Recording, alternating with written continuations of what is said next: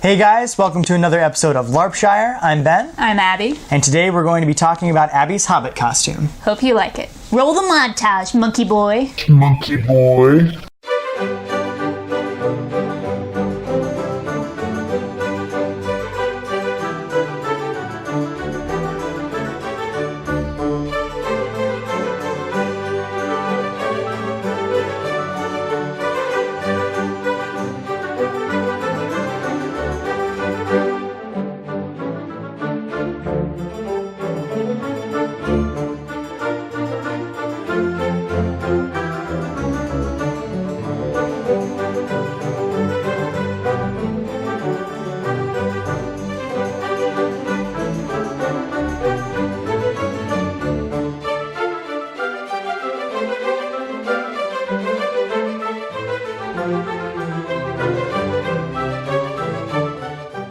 Alright, so before we get started talking about your costume, can you tell me a little bit about your character?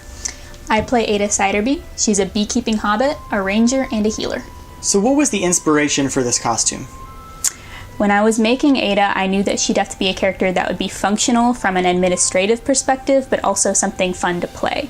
The Larp that we were making was going to be something with a little bit more moral peril, something a little bit more dangerous with a lot more shady characters. And so when I was making Ada, I realized I wanted her to be more lighthearted, quaint, and altruistic, and that created an offset to the other characters that we were doing. And because of that, she was something of a fish out of water character, and from there it was really easy to picture her as a hobbit.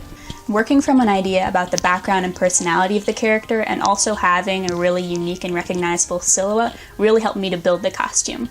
From there, I was able to look at the Hobbit films. Particularly, I used Bilbo Baggins as an inspiration. When you see his costume in An Unexpected Journey, you see he wears a lot of jewel tones mixed in with a few lighter earth tones. I knew from Ada's background that she was a beekeeper, and so that I had to incorporate gold colors and also yellow colors in to pay homage to that. At the same time, I started to incorporate very hunter greens and other jewel tones to kind of round out the color scheme.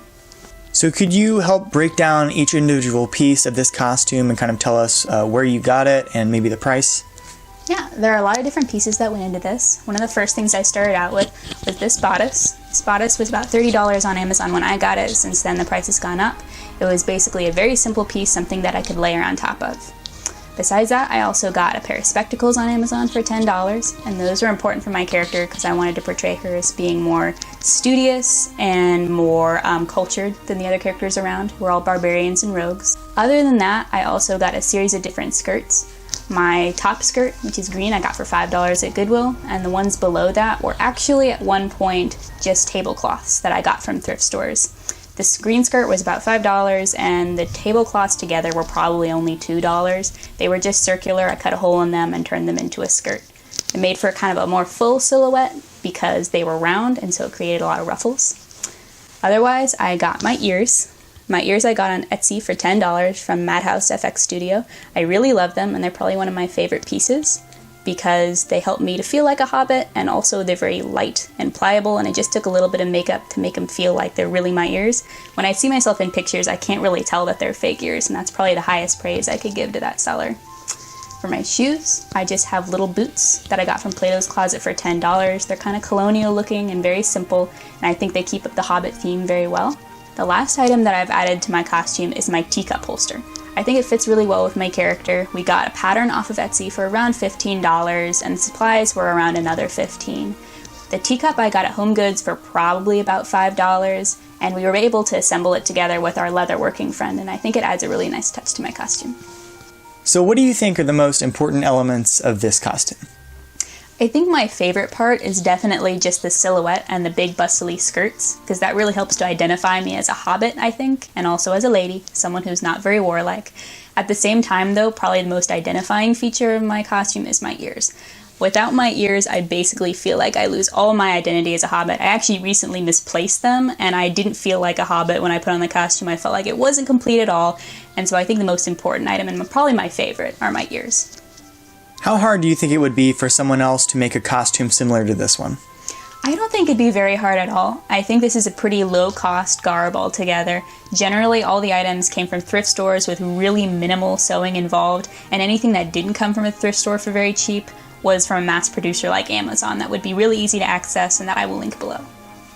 How functional do you feel like this costume is within a LARP setting? I'd say compared to some costumes, it's pretty functional. I try to keep the skirts a little higher up over my ankles so they're able to move around pretty well. Sometimes I do get caught on thorns, but generally most of my costume is not that expensive, not that hard to replace, and it's all machine washable. So I consider it a pretty good costume for holding up in outdoor LARPs. Alright, so finally, would you recommend this costume and character to someone else? I definitely would. By nature, hobbits are really fun to play and they're also very recognizable. I can always see myself and pick myself out in pictures and know where I am. Being a hobbit is also useful because you can form a good contrast with the other characters at the LARP. Most of the other characters are warriors or rogues or just shady people, and being a hobbit can be really uplifting and fun if you choose to play it in that way. So it forms a really nice contrast and also helps me as a LARP organizer to be able to guide people to do the right thing and the good thing at every opportunity. If you are trying to build a Hobbit costume or character, I hope this has been helpful to you and it's given you a good place to start. Alright guys, that is it for this video today. I hope you enjoyed it. Stay tuned for more costume breakdowns and other LARP content. As always, remember to like and subscribe. Follow us on Instagram at LARP Shire. We will see you in the next video.